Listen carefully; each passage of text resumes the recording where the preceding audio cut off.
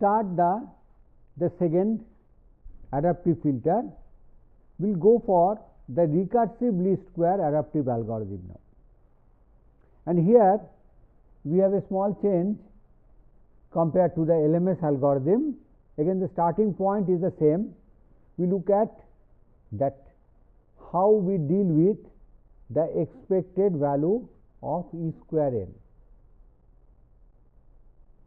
So, in this case, instead of entirely dropping the expected operator, which gives rise to that the noise, what we called as noise in the output, what we called as that weight vector noise, we are taking actually that a summation over the time. We are taking a summation over the time for the last that n inputs, but in this case we are taking a time window lambda. Okay, lambda is the forgetting factor. Now, how it is working? That say if this is the instant 1 and now we are at instant n, the value of lambda here, which is less than 1,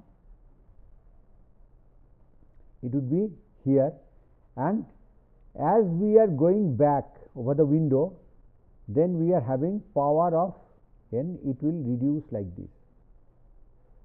So, in other words, what we are suggesting that though we are doing averaging, we are giving the maximum weight to the error which is the present error and to the nearby past.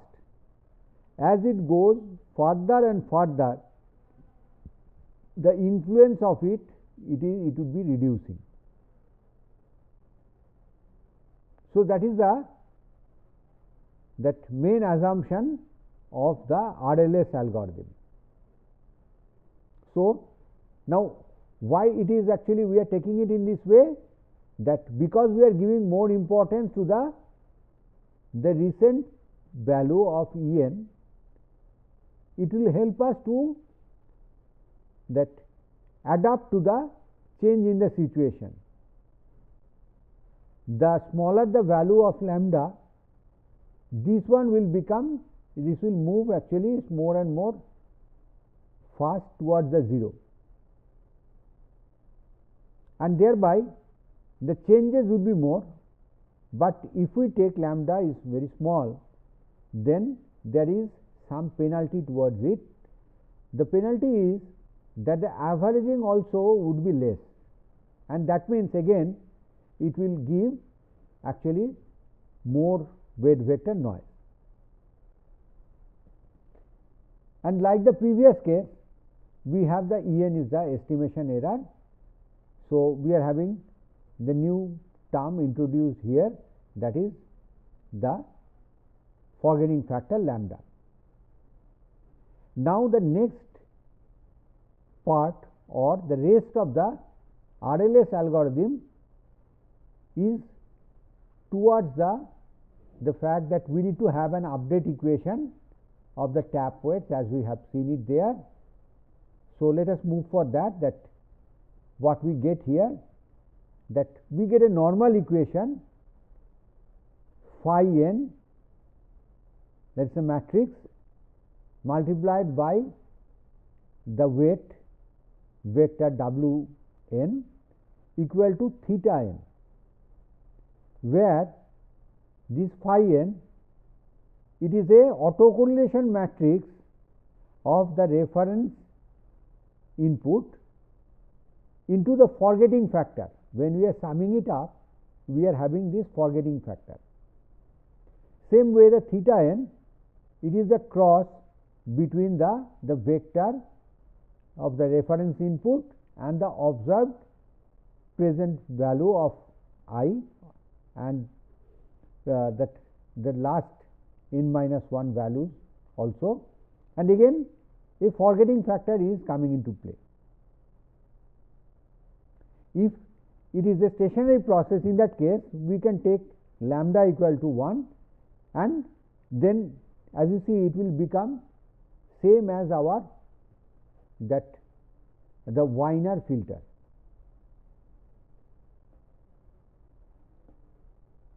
Now let us look at that how we can compute these values.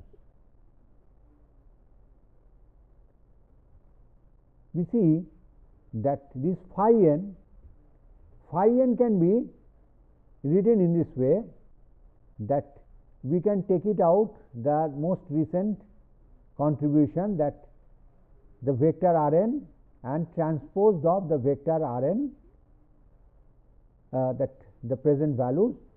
So if we take it out, we are left with this term multiplied by lambda, and this term is nothing but the previous value of phi, that is the matrix phi n minus 1. So we get that update equation of phi, where if we know that the previous value, if we just compute this part and we take the multiplication with the lambda, we can update the phi n. In a very similar way, we can get an update equation for theta n, where we can compute it from theta n minus 1 and the cross between the reference input vector and the observed present value x n. So what we get, that we reduce the burden in computing. That means we need not have to start from the scratch. We can reduce that part of the computation, and for the tap weight W n at each instance, we can compute it by multiplying the inverse of phi n, the inverse of this matrix, into the vector theta n. Now here let us look at that what is the dimension of all this quantity. See, for W n, it is m by 1 dimensional vector, theta is again m by 1 dimensional vector, phi n is having dimension m by n, and we know that the complexity of that matrix inversion is pretty high. It is the order of complexity is actually m cube, where m is the dimension of the matrix. Okay. So this is a prohibitable an amount of computation what we need, because we have already seen that if we are taking a signal sampled at 10 kilohertz, we have only 1 millisecond time to update the tap weight W n. So this much amount of computation would be very challenging to do, and for that we need to have a better formulation of this to make it for any practical use. So let us see that how this computation can be reduced, and rest of the LMS algorithm would be a search for that in reducing that complexity. So in an attempt for that, first we introduced one lemma called ABCD lemma. In this ABCD lemma, the goal is that the matrix what we have to invert, here in this case that phi n, say if we can divide it into few constituents in this form, that if we can represent it by A plus BCD in this form, where we assume that A is invertible, C is invertible, then D A inverse B plus C inverse, this is also invertible. In that case, we can actually write the inverse of this in terms of the inverse of A inverse and C inverse and this quantity. And how that can help? Now, if we can break it into a smaller parts which are easier to take invert, then it can reduce our computation in the inversion. To be more precise, that we recall that we have some update equation for phi with the help of phi n minus 1 plus a new term. So, here that A for the inversion of phi n, we are taking A equal to lambda into phi n minus 1, and as we have computed the previous weight, certainly we must be having A inverse. Now, for the B, we have taken it R n, C is taken 1, so inversion gives the same value, and D is again R T n. Okay. So, in that way, actually we are actually writing phi n in this form. Okay. So, once we can write it, now we try to make use of the ABCD lemma and represent phi n inverse in terms of this inverse of A, inverse of C and the other terms. So, as we write it in that form, what we notice that here we get a part that what we have highlighted here. This part, the dimensionality is 1. So, this is actually giving just a scaling, and we are taking the inverse of the whole thing. So, we can write it in a little better form, that we can write it that this part is A, that A inverse minus this is the part. Okay. And the part which is giving the scaling, we have written as a denominator. Now, we look for further simplification of it to reduce the computation further, and to do that we would like to actually make the notation a little more simple, and instead of phi n inverse we give it a new name called P n here. Okay. So, that P n we have chosen, again it is a matrix, it is nothing but phi n inverse, and another thing is introduced, that is the vector k n. And how the vector k n is chosen? Let us look at the previous page, that we have this part, this denominator, and we have this part. Okay. So, taking these part together, we are taking the k n. Okay. And by that assumption, now the phi n inverse or the new value of P n we can write in terms of that P n minus 1 and k n with the remaining terms, that the transpose of R n and P n minus 1. So, it not only that looks actually better, it becomes more readable an expression. So, now by multiplying both the sides by the denominator of the right hand side, we try to actually simplify this and we get this new equation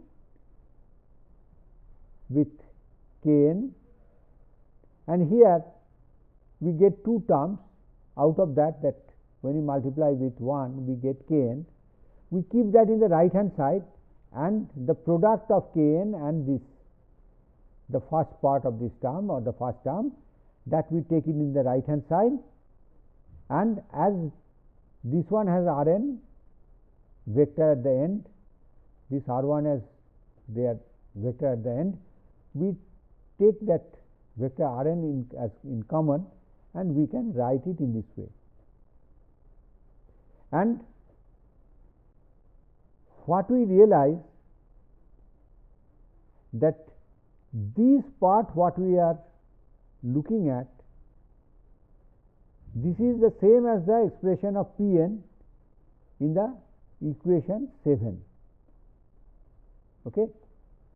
So, let us look at that this was the expression of Pn. So, using that, replacing that expression with Pn, we get a very compact form. We get Kn is nothing but Pn into Rn, where Pn is a matrix, Rn is also a vector.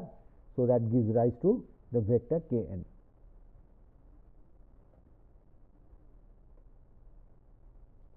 Now, let us go back that how we can compute the new tap weight, that is Wn. So, Wn we know the expression is the inverse of the matrix phi n into that vector theta n. So, phi n inverse is nothing but Pn into theta n, and now if we actually write theta n, expand theta n in terms of theta n minus 1 and the component that Rn into xn, that here we can actually, if we go back, that we will get this equation that theta n is nothing but that theta n minus 1 lambda times plus Rn into xn. So, using that we have expanded it in this way, and now in the next step what we do, we actually replace Pn, okay, the Pn in terms of Pn minus 1 and the other term with Kn. So, we put that. So, we have now 3 terms, and out of that what we get, that the first part, that this one looking at this equation Wn, that we get, it is nothing but Wn minus 1, and we have 2 more terms here, okay, involving Wn minus 1, which we know, okay, that is the good part of it. What are the things we do not know? That is Pn, we need to compute that.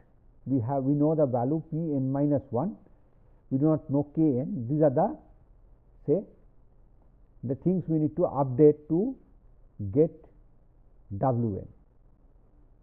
So, we look further for simplification, and in the next step we start from there where we are. We are there in the last page, and from that expression what we do, we get the last part, that Kn equal to the matrix Pn into Rn. So, we are replacing this part with Kn. Now, as the second and the third term both are having Kn, in the fourth line we are taking them Kn in common and we are writing this term. And if we look at this term, that it is very similar to the error equation. Okay, that the only change that in case of error equation, that W instead of n minus 1, it would have been Wn. In any case, that for this term we are replacing it with a new name, that is called alpha.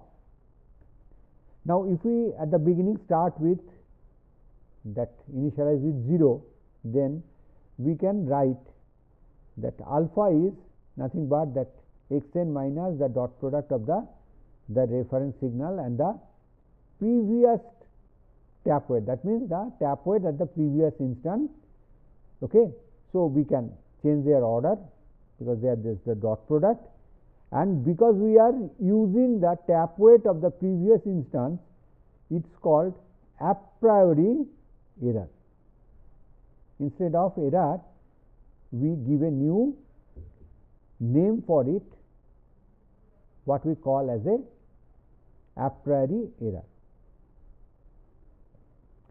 And here it would be interesting to note that if the process converges, that means there is no change from n minus 1, or there is hardly any change from n minus 1 to n for the tap weight, then this a priori error would be same as the error En. Okay. So, in case of convergence, that is what we would get. Now, taking the previous equation, that we would like to have a recursive equation to estimate the tap weight, and for this particular application of adaptive noise canceller, in short ANC, that after the convergence, the alpha n, it will be same as the En. Okay. So, that is what we note, and the equation what we have seen in the previous one, that this is our update equation what we get. Now, out of that, actually what is the thing that is difficult to estimate, or we need to take effort to compute, that is only Kn, because Wn minus 1 is known, computation of because Wn minus 1 is known, computation of alpha n is also trivial. The only cumbersome thing is the Kn that we have to compute to get the estimate or the new estimate, that is Wn. So, with this we complete the part of RLS filtering. Thank you.